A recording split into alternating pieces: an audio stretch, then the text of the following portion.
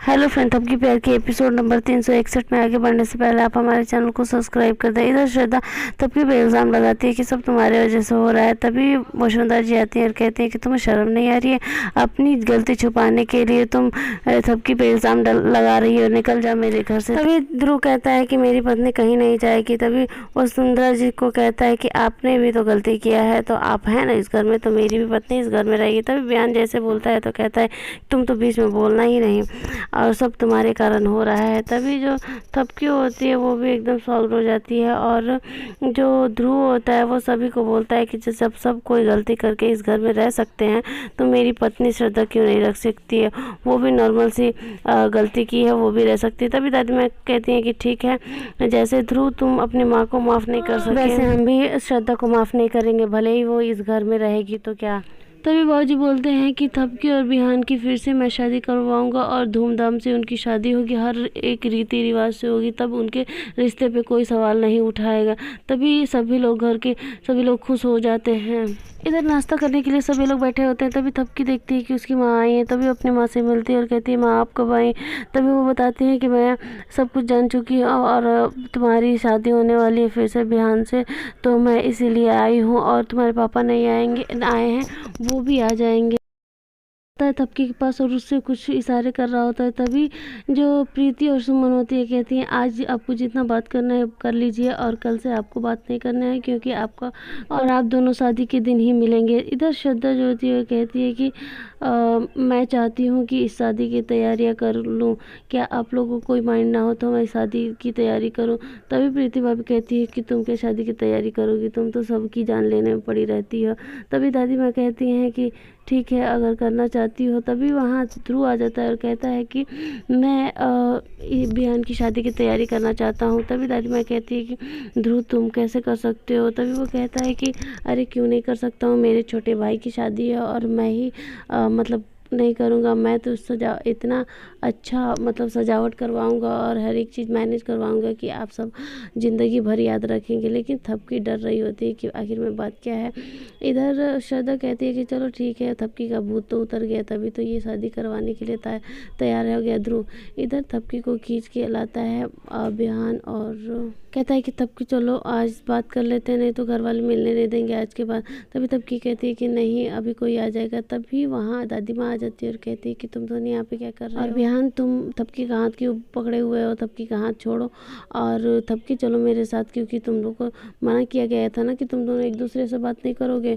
तभी बिहान भी है जो बहाने करने लगता है और दादी माँ कहती है कि अरे मैं तुम लोग की दादी हूँ और मैं सब समझ रही हूँ, मेरे पास तुम लोग बहाने नहीं करो। इधर थपकी को वो लेके चली जाती है और बिहान खड़े होकर थपकी को बस देखता रहता है।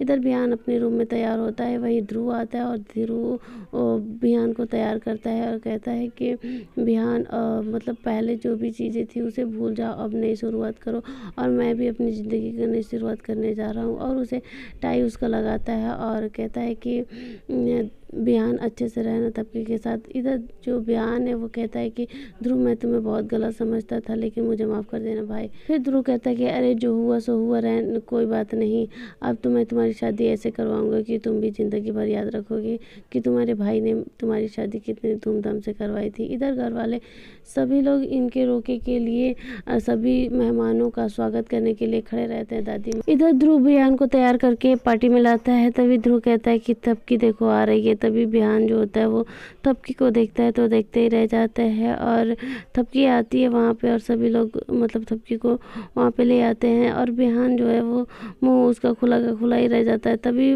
सुमन भाभी आती हैं और उसका मुंह बंद कर देती हैं और कहती हैं कि अरे बिहान देवर जी आज के बाद तो थपकी आप ही की हो जाएगी, मुँह तो बंद कर लीजिए, ऐसे क्या मुँह खोल के देख रहे हैं।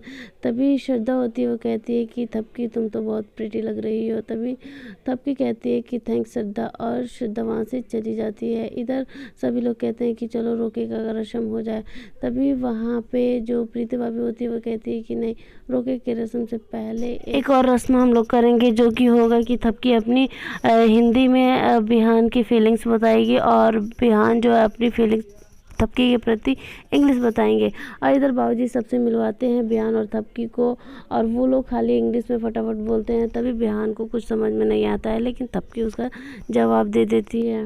तभी वहाँ बिहान के दोस्त आ जाते हैं और बिहान उनसे मिलता है और कहता है कि अरे तुम लोग कैसे आ गए और सब कुछ ठीक है ना। तभी वो लोग कहते हैं कि हाँ सब कुछ ठीक है, लेकिन भाभी तो बहुत अच्छी है क्योंकि इतनी फटाफट इंग्लिश बोली जा रही है। फिर तभी वहाँ थपकी के भी कुछ दो सहेलियाँ आ जाती है और उनसे गले मिलती हैं। तब वो भी क्या करते हैं कि उन्हें गिफ्ट देती हैं जिसमें बिहान और थपकी के स्क्रैचेस बने रहते हैं। तब वो बहुत खुश हो जाते हैं बिहान और थपकी देख के।